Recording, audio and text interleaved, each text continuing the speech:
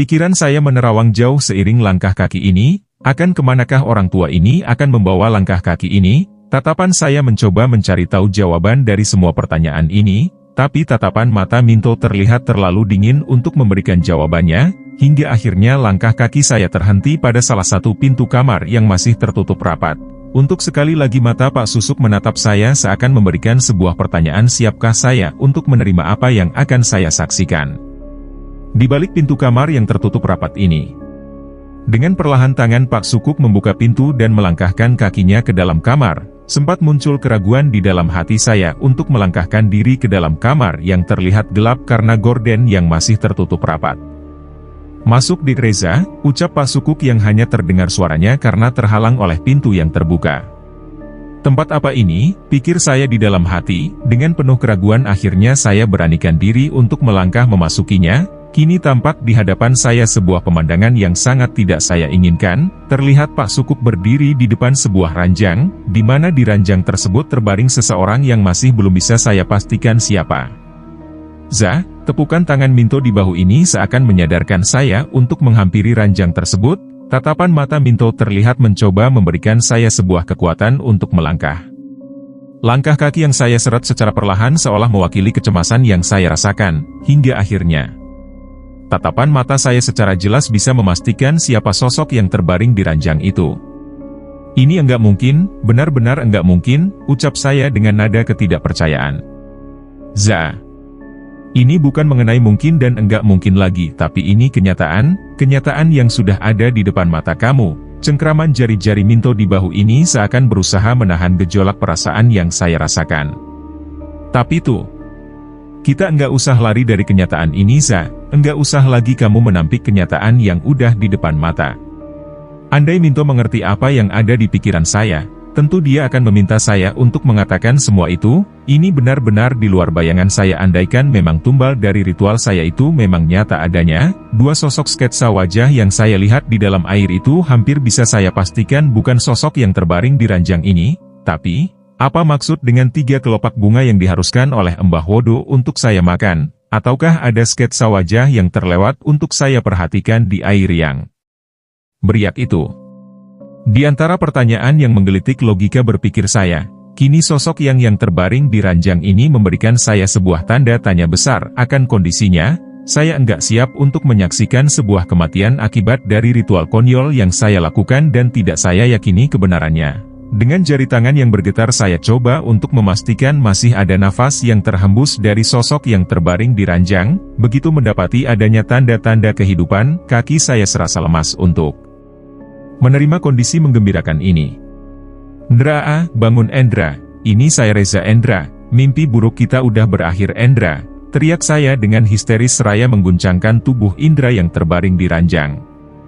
Zaa, Minto mencoba menghentikan gejolak emosi yang saya rasakan. Terlihat Indra masih tertidur dengan pulasnya, raut wajahnya tidak merespon kegembiraan yang saya rasakan. Perlahan tapi pasti kegembiraan yang saya rasakan akhirnya memudar seiring respon dingin yang diberikan Indra. Baru kali ini saya meneteskan air mata untuk sebuah arti persahabatan. Seseorang yang selama ini telah menjadi teman dalam semua suka dan duka. Seseorang yang telah menjadi teman dalam menjalani perjalanan hidup yang penuh dengan kejadian tidak masuk akal, kini terbaring tidak berdaya dalam sebuah mimpi panjang, yang entah kapan berakhirnya. Maafin saya Endra, udah melibatkan kamu dalam pencarian ini, saya mohon bangun Endra, bangun. Rasanya percuma saja saya mengguncangkan tubuh Indra, justru di setiap guncangan yang saya berikan semakin memberikan saya keyakinan, Indra yang terbaring di ranjang hanyalah sebuah sosok raga yang bernafas. Sabar Dik Reza, kamu harus tenang, ucap Pak Sukuk mencoba menenangkan. Apa yang sebenarnya terjadi dengan Indra Pak? Tanya saya berharap sebuah jawaban yang bisa menenangkan kegelisahan yang saya rasakan. Saya belum tahu Dik Reza, justru itu yang saya ingin cari tahu, jawab Pak Sukuk dengan jujurnya. Mendapati jawaban Pak Sukuk yang penuh dengan ketidakpastian, kembali saya teringat akan sosok Mas Dikin yang sampai saat ini belum saya lihat kehadirannya. Teman saya yang satu lagi di mana Pak? Tanya saya dengan kekhawatiran. Saya hanya berharap apa yang terjadi pada Indra tidak menimpa Mas Dikin. Oh Dik Dikin, dia sedang mencari keperluan yang saya butuhkan untuk mencari tahu apa yang terjadi dengan teman kamu ini nanti malam, jawab Pak Sukuk sambil mengajak saya dan Minto untuk keluar kamar. Mari diminum dulu dik, ucap wanita setengah tua, yang rupanya merupakan istri Pak Sukuk. 3 gelas kopi panas terlihat sudah terhidang di atas meja, sambil tersenyum wanita tersebut beranjak pergi meninggalkan kami. Sebenarnya apa yang terjadi dengan saya dan Indra Pak? Soalnya Minto enggak mau nerangin. Bukan enggak mau nerangin Za, soalnya saya lihat kamu masih belum stabil, makanya saya nahan diri buat nerangin, ucap Minto membela diri. Sudah, jangan bertengkar terus, terlihat sikap kebapakan ditunjukkan oleh Pak Sukuk, sambil mempersilahkan kami meminum kopi yang masih terlihat panas. Setelah sedikit berbasa-basi, akhirnya keluarlah sebuah kisah yang diceritakan oleh Pak Sukuk, berawal dari kedatangan Minto dan Mas Dikin, hingga proses pencarian kami yang hampir memakan waktu 2 hari lamanya. 2 hari, tanya saya dengan penuh ketidakpercayaan, terlihat wajah Pak Sukuk dan Minto menanti penjelasan lebih lanjut lebih dari sebuah pertanyaan atas keterkejutan saya. Soalnya begini Pak, yang saya rasakan, saya hanya mengalami kejadian itu hanya beberapa jam walaupun memang aneh. Aneh gimana Za? Terlihat kini Minto berganti bertanya. Saya merasa waktu berjalan dengan normal tuh, tapi yang buat saya heran, kegelapan malam yang saya rasakan sepertinya panjang banget, hingga akhirnya ketika cahaya datang kami tertidur kelelahan di pinggir jalan. Pinggir jalan, kini terlihat raut ketidakpercayaan di wajah Minto. Kami tuh bolak-balik mencari kamu ke tempat kediaman Mbah Wodoza, tapi kami enggak menemukan kalian, tapi herannya ketika kami menemukan kalian, Minto menghentikan ucapannya sejenak lalu meneguk kopi yang masih terlihat kepulan asapnya. Kalian tuh ada di tempat pertama kali kita menemukan motor Hesti terparkir, kalau saya pikir-pikir Za. Kami tuh sudah melewati tempat itu beberapa kali, tapi enggak menemukan kalian. Apakah kamu menemukan rumah Mbah Wodo, tuh? Enggak Za, rumah orang tua aneh itu seperti lenyap di telan bumi. Sungguh aneh penjelasan yang Minto berikan, bagaimana mungkin semua itu bisa terjadi seperti itu, apakah saya dan Indra berada di dalam dimensi yang berbeda hingga Minto dan yang lainnya tidak bisa melihat keberadaan kami, sulit rasanya bagi saya untuk mempercayai ini semua.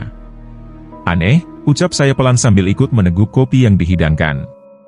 Aneh bagaimana Dik Reza? Tanya Pak Sukuk yang terpancing ucapan saya. Sebelum sempat saya menjawab kembali Pak Sukuk meneruskan perkataannya. Semua bisa saja terjadi bila Tuhan berkehendak, yang mungkin menjadi enggak mungkin begitu juga sebaliknya. Maaf Pak Sukuk, teman saya ini agak susah menerima hal-hal yang goib, ucap Minto berharap sebuah pengertian dari Pak Sukuk. Kalau boleh saya bertanya, apakah kamu enggak merasa takut dengan semua yang telah kamu lihat? Tanya Pak Sukuk mencoba menggali sesuatu dari saya. Bukan begitu Pak Sukuk. Tolong jangan salah mengerti, saya bukannya enggak takut dengan semua yang saya lihat, sejujurnya saya takut, saya masih manusia juga Pak, yang punya rasa takut, tapi apa? Takut bukan berarti membutakan pemikiran saya sendiri, masih banyak peristiwa aneh yang bisa dijelaskan secara lebih ilmiah, enggak selalu semuanya itu ulah makhluk gaib dan menutup mata pada hal yang lain. Masuk akal, menarik, saya bisa menerima, tapi ada satu hal yang kamu lupa Dik Reza. Saya hanya terdiam mencoba mendengarkan ucapan Pak Sukuk. Sebenarnya kamu mempercayai hal yang gaib, tapi kamu ragu dengan apa yang kamu lihat dan rasakan, apakah itu hal yang gaib atau bukan? Kamu ingin membuktikan semua rasa keingintahuan kamu, tapi kamu melupakan kekuatan yang diberikan Tuhan kepada makhluk ciptaannya. Terlihat Pak Sukuk sedikit tersenyum melihat saya yang mencoba memahami semua ucapannya. Kita sama enggak tahu seberapa besar kekuatan yang makhluk gaib miliki, begitu juga dengan makhluk gaib itu sendiri, dan sekarang kamu sedang menghadapi salah satu bentuk kekuatan yang tidak kasat mata itu, ucap Pak Sukuk kembali dengan pandangan berharap saya bisa menerima semua penjelasan ini. Setelah mencoba merenungi lebih lama, akhirnya saya bisa sepaham dan menyetujui apa yang dijelaskan Pak Sukuk. Samar-samar kembali terdengar suara kumandang suara azan, yang menandakan waktu sudah berganti dari terangnya cahaya matahari berganti dengan redupnya cahaya bulan. Untuk kali ini saya tidak merasakan kembali rasa sakit yang tadi saya rasakan, raut wajah Minto terlihat begitu lega melihat saya tidak menunjukkan perubahan tingkah laku. Lebih baik kalian sholat maghrib dulu, ucap Pak Sukuk kepada kami tanpa beranjak melakukan apa yang diucapkannya. Ayo tuh, ajak saya kepada Minto, entah mengapa muncul keinginan untuk melaksanakan sesuatu yang sangat jarang saya lakukan.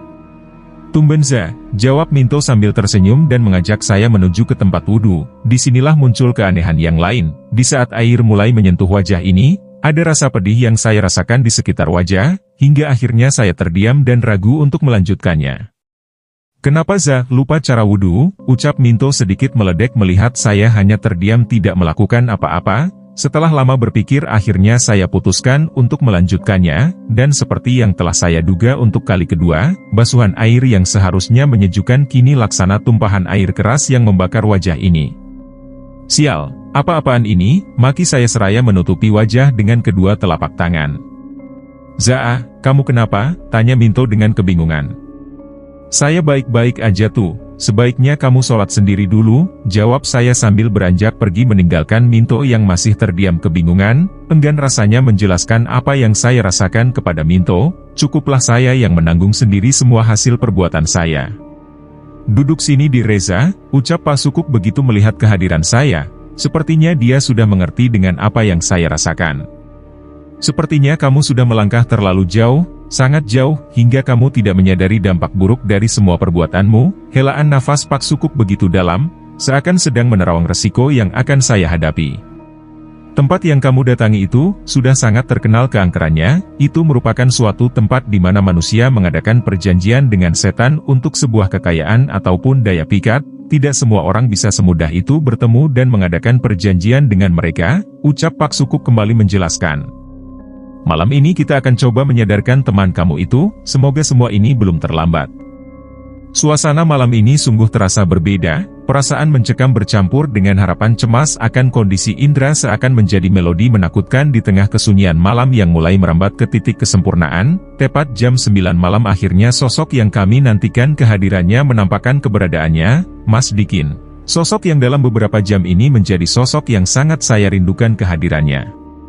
Wah Pak Reza, seperti melihat hantu saja melihat saya, ucap Mas Dikin yang merasa sungkan mendapatkan perhatian yang lebih dari saya. Andaikan mereka mengerti dengan kecemasan yang saya rasakan, tentu mereka akan memakluminya. Terlihat raut kebahagiaan di wajah Mas Dikin melihat keadaan saya yang sudah pulih kembali seperti sedia kala. Dikin bagaimana dengan barang titipan saya? Tanya Pak Sukuk sambil memperhatikan tas plastik yang berada di tangan Mas Dikin. Semuanya ada Pak, jawab Mas Dikin seraya menyerahkan tas plastik yang berada di tangannya. Beberapa pemuda desa yang ikut serta menyertai Mas Dikin, seperti sudah mengerti dengan apa yang harus dikerjakannya. Kini barang-barang yang sudah dikeluarkan segera tersusun rapih dalam wadah besar yang terbuat dari anyaman bambu. Mata saya seakan terbelalak menyaksikan apa yang saya lihat. Untuk beberapa kalinya saya harus berhadapan dengan apa yang dinamakan sesajen.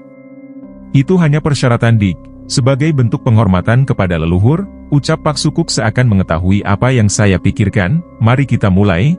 Tepukan tangannya di bahu saya menandakan keyakinannya akan berjalan lancarnya semua prosesi ini. Apapun yang terjadi, besok kita harus mencari rumah Mbah Warsono. Terlihat anggukan kepala dari Minto dan Mas Dikin tanda menyetujui apa yang saya usulkan. Sebelum kita memulai prosesi ini, saya cuma berpesan, tetap pejamkan mata, walaupun kalian merasakan atau mendengar sesuatu. Pak Sukuk mencoba memberikan arahannya, dengan perlahan Pak Sukuk mulai memadamkan lampu kamar dan menggantikannya dengan cahaya lilin. Wangi aroma kemenyan pun mulai merebak di antara kepulan asap putih. Terlihat tangannya memberikan aba agar kami memejamkan mata, seiring dengan rapalan yang keluar dari mulutnya, entah apa maksud dari semua ucapannya itu, hingga akhirnya. Secara perlahan suara Pak Sukuk mulai mengecil dan akhirnya hilang tertelan kesunyian. Hawa di dalam kamar yang semula terasa hangat kini mulai berganti menjadi dingin. Ingin rasanya membuka mata ini dan melihat apa yang sedang terjadi, tapi kekhawatiran atas keselamatan indera membuat saya mengurungkan semua keinginan itu. Zaa, suara begitu terdengar jelas di telinga saya, sangat pelan dan hampir menyerupai sebuah desahan bila dibandingkan dengan sebuah ucapan. Saya coba untuk mengenali ciri dari suara itu, dan akhirnya saya bisa memastikan, ini bukan suara Minto dan Mas Dikin yang saya kenal, ini jelas suara Indra. Suara yang sangat familiar di telinga ini, walaupun saya harus mendengarnya dengan mata terpejam. Tolong jangan tinggalin saya Za, saya belum ingin mati. Iba rasanya jika harus mendengar suara Indra yang penuh dengan keputusasaan dan penderitaan. Andai saja saya tidak teringat dengan apa yang dipesankan Pak Sukuk, tentu saya sudah membuka mata dan membalikkan badan untuk melihat apa yang terjadi pada Indra. Selang beberapa kembali suara itu terdengar di telinga saya, begitu menggelitik hasrat saya untuk membantunya. Cukup, saya udah enggak kuat lagi. Saya memaki semua rasa ketakutan yang saya alami, hingga akhirnya saya memutuskan untuk membuka mata. Bruk, belum sempat mata saya terbuka, sebuah suara kembali terdengar tepat di samping kiri saya, dilanjutkan dengan langkah kaki yang agak panik dari Pak Sukuk yang berada di depan kami. Kini tanpa menghiraukan perkataan Pak Sukuk agar kami tidak membuka mata, saya abaikan. Dan benar saja setelah mata saya bisa melihat secara sempurna terlihat Minto yang terbaring di lantai dengan posisi menggelepar. "Tolong nyalakan lampunya," perintah Pak Sukuk. Dengan segera saya menuju saklar lampu dan menyalakannya. Mas Dikin yang semula hanya terduduk keheranan kini mulai membantu Pak Sukuk, mencoba menenangkan Minto yang bergerak tidak terkendali. Tangan Pak Sukuk bergerak seperti layaknya orang yang sedang menarik sesuatu dari tubuh Minto dan melepaskannya. Perlahan gerakan Minto yang semula tidak terkendali kini mulai melemah, seiring dengan kesadarannya yang berangsur pulih, wajah Pak Sukuk yang terlihat kelelahan kini terduduk di samping Minto dengan nafas yang sedikit memburu. "Lain kali tolong turuti apa perkataan saya, gara-gara kalian semuanya jadi berantakan," ucap Pak Sukuk dengan nada pelan tapi berisi sebuah kemarahan. Dengan wajah sedikit memelas, Minto meminta maaf atas kesalahan yang telah dia perbuat. "Akhirnya prosesi ritual ini kami hentikan tanpa membuahkan hasil apapun. Indra masih terbaring tidak berdaya di pembaringan. Biar saya yang menemani di sini, kalian istirahat saja." Pak Sukuk mempersilahkan kami pergi, lalu kembali duduk dan merapalkan sesuatu. "Sebenarnya apa yang kamu lihat tuh?" tanya saya setibanya di kamar dan mulai merebahkan diri di pembaringan. Terlihat pandangan Minto memandang langit-langit kamar seperti sedang membayangkan sesuatu. Sesekali tatapannya menatap Mas Dikin yang sedang menggelar tikar sebagai alas tidurnya. Saya melihat ada yang sedang bersama Indra. Wajah dan tubuhnya dipenuhi bulu yang sangat lebat. Sorot matanya tajam dengan dua tanduk kecil di kepalanya. Tapi saya bisa bilang makhluk itu seorang wanita karena memiliki sepasang payudara yang terlihat menggelambir melebihi batas pinggangnya. Sesekali tatapan matanya menatap ke arah Kamusa. Tapi setelah saya amati dia bukan sedang memandang kamu, tapi memandang seseorang yang berada di sudut kamar tepat di belakang kita duduk. Seseorang, terlihat Mas Dikin yang semula merebahkan diri kini kembali duduk dan mencoba menyimak apa yang Minto katakan. Ya, seseorang yang terduduk meringkuk di sudut kamar yang gelap. Dia seperti menunjuk dan mengucapkan sesuatu tapi enggak bisa saya dengar suaranya, tapi bisa saya pastikan dia ketakutan dengan makhluk yang berada bersama Indra. Dan ketika saya mencoba kembali melihat Indra, makhluk yang berada di depan tadi sudah menghilang. Seketika nafas saya menjadi sesak. Setelah itu saya enggak bisa lagi mengingat apa yang terjadi.